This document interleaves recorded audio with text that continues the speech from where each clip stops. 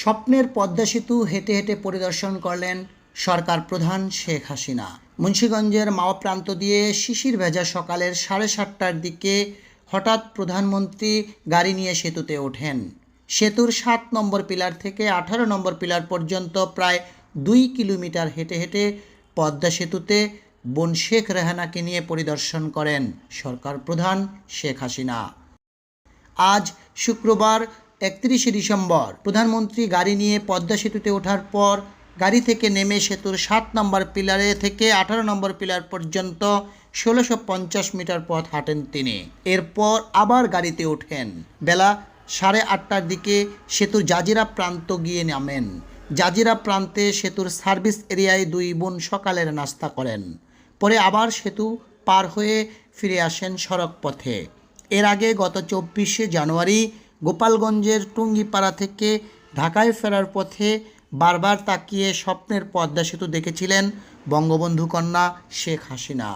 ওই সময় হেলিকপ্টার থেকেই বেশ কিছু ভিডিও তিনি মোবাইল ক্যামেরায় ধারণ করেন। প্রধানমন্ত্রীর মোবাইলে ধারণ করা সেই ভিডিও শেয়ার করেন উপপ্রেস সচিব আশরাফুল আলম খোকন। ভিডিও শেয়ার করে তিনি লিখেন, স্বপ্নের পদ্মা ব্রিজ আজ বাস্তব রূপ নিচ্ছে। গভীর মমতায় পদ্মা ব্রিজ নির্মাণের অগ্রগতি দেখেছেন এই স্বপ্নের স্বপ্নদ্রষ্টা এবং বাস্তবায়নের কারিগর আমাদের পরম শ্রদ্ধা ও ভালোবাসার প্রধানমন্ত্রী শেখ হাসিনা। অল্প সময়ে তা সামাজিক যোগাযোগ মাধ্যম ফেসবুকে ছড়িয়ে পড়া সেই ভিডিওতে দেখা যায় প্রধানমন্ত্রী নিজে হেলিকপ্টারের জানালা দিয়ে মোবাইলে ভিডিও ধারণ ও ছবি তুলেছেন। ওই সময় তাকে বেশ হাস্যোজ্জ্বল দেখা গিয়েছে। এদিকে উন্নয়নশীল দেশের জন্য পদ্মা সেতু হতে যাচ্ছে ইতিহাসের একটি সবচেয়ে বড় চ্যালেঞ্জিং নির্মাণ প্রকল্প।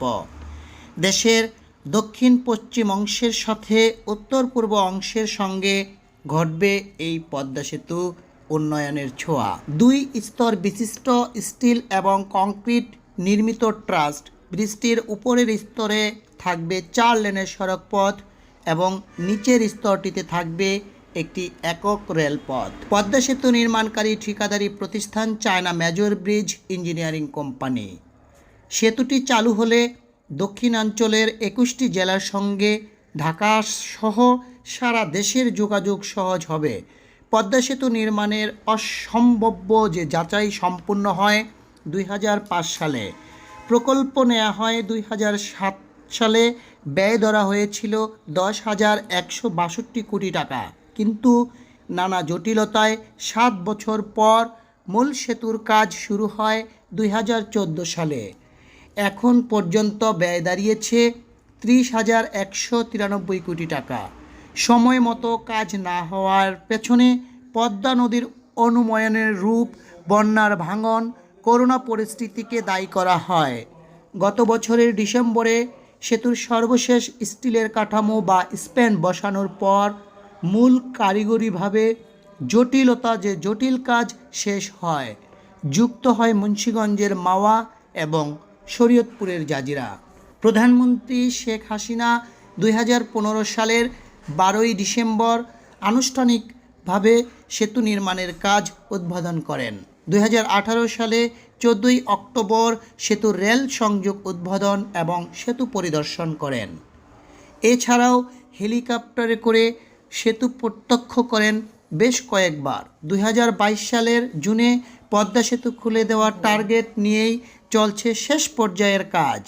প্রথম থেকেই নানা প্রতিকূলতা কাটিয়ে এখন শুধু স্বপ্ন ধরার হাতছানি। জুনে খুলবে পদ্মা সেতু। সেই লক্ষ্যে চীনের 2টি প্রতিষ্ঠান দ্রুত গতিতে কাজ চালিয়ে যাচ্ছে। টার্গেটের মধ্যেই পদ্মা সেতু উদ্বোধন করা হবে। প্রতিদিন হাজার হাজার মানুষ সেতুর 2 পার্শ্বে জড়ো হচ্ছেন সেতু দেখতে। একই সাথে সেতু উদ্বোধন দেখার জন্য বিশেষ করে মুখিয়ে রয়েছেন দেশের দক্ষিণ পশ্চিমাঞ্চলের কোটি কোটি মানুষ। মুন্সিগঞ্জের মাওয়া প্রান্ত থেকে আমি রুবেল ইসলাম তাহমিদ। তথ্যগুলো ভালো লাগলে শেয়ার করতে পারেন, সাবস্ক্রাইব করতে পারেন আমাদের চ্যানেলটি। ধন্যবাদ। পদ্মা সেতু থেকে নতুন বছরের নববর্ষের শুভেচ্ছা জানিয়েছেন প্রধানমন্ত্রী।